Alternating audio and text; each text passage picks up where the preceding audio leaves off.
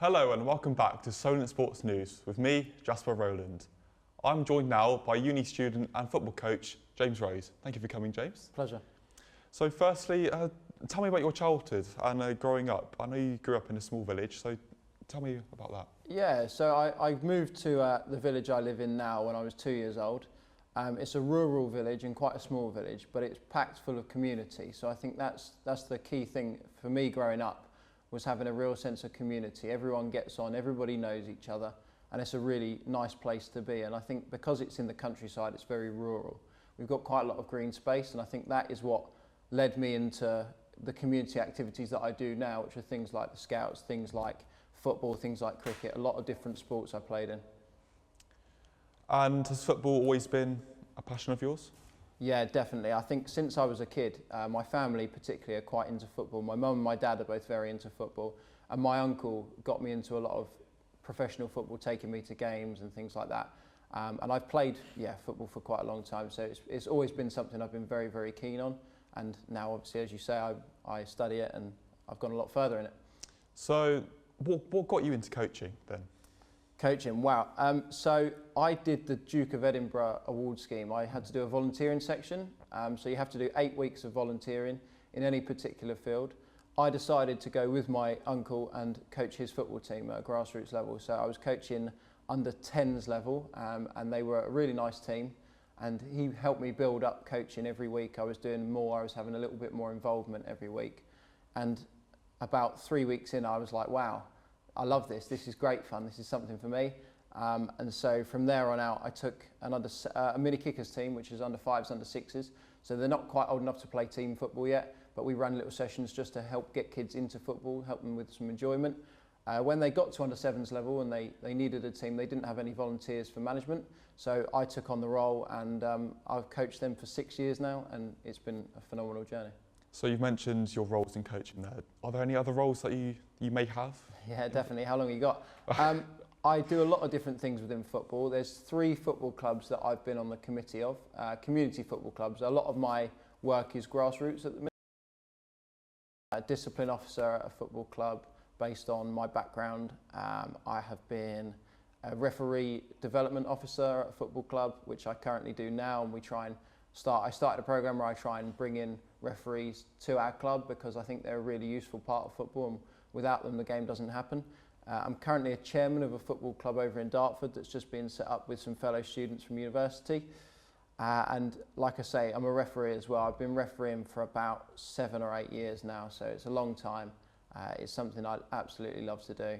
So I'm in football in every different guise, and as you've mentioned before, I'm a student and I'm researching for professional clubs now about different footballing philosophies, and it's great, very interesting. Now moving on to your studies, are you enjoying your studies at Wembley, and tell me about some opportunities that you've had? Yeah, I'm thoroughly enjoying my experience at university. It's been a totally different world to anything I've done before, and so I think it's been really exciting to push myself in a way that is definitely very different.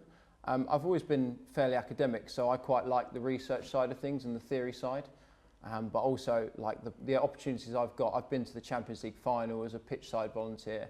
I'm researching for professional football clubs. I've just had some amazing opportunities. The network is amazing. I've met some really great people, so I thoroughly enjoy what I do on my day-to-day basis. Okay, thank you, James. Well, time now for a short break.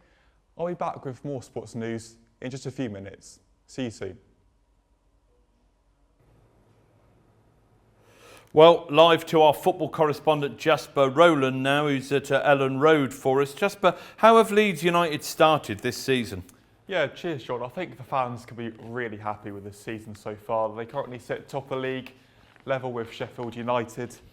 And you have to take in consideration that they lost 3 key players last season. Crescencio Somerville, Jorginho Rutter and Archie Gray, all departing to the Premier League. They've only lost 2 league games this season, which is already an improvement from last. And also the new signings have really impressed. Ayo Tanaka, Joe Rothwell and Joe Rodon. So obviously promotion is what they're after this season. Is Daniel Farke the right man to help them achieve that? Well, there have been some mixed opinions actually on social media. Some Leeds fans think that his style of play is boring and it doesn't really suit Leeds. They think the atmosphere has died down at Elland Road recently, and it's a contrast to Marcelo Bielsa, who got them promoted to the Premier League, and in the Premier League played some really, really exciting football. They face Blackburn at the weekend, so it will be interesting to see his starting 11. He usually does change the wingers, such as Dan James and Nonto. Leeds fans believe that his substitutions haven't been great. He leaves it quite late, so the likes of Patrick Bamford he brings on too late in their opinion. So is promotion a must for Leeds in your opinion, and what are their chances of staying up in the Premier League if they do get promoted? John, it's an absolute must if they get promoted. We know what happened last time. They spent over a decade in the second tier and even the third tier.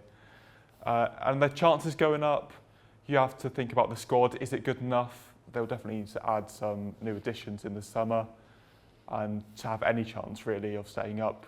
Looking at the teams such as Sheffield United, Luton and Southampton all coming back down, it really will be a tough challenge. Yeah, I agree with you there. Jasper Rowland at Elland Road, thank you very much. Thank you.